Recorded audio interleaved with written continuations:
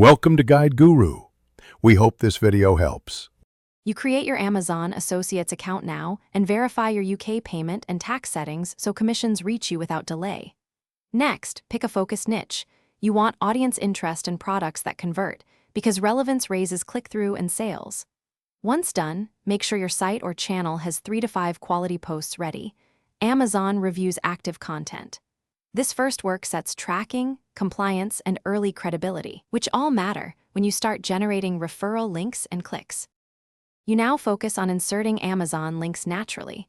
Mix text links with native shopping ads and product widgets to test performance.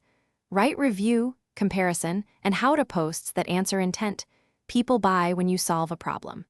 Make sure to include the required UK disclosure near links and optimize SEO titles and meta descriptions so searchers find you.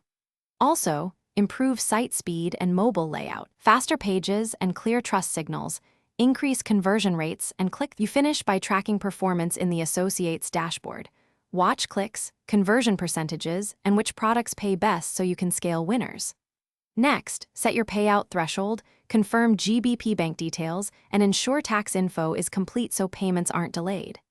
If something goes wrong, check link format, site compliance, and whether the product was purchased within the cookie window.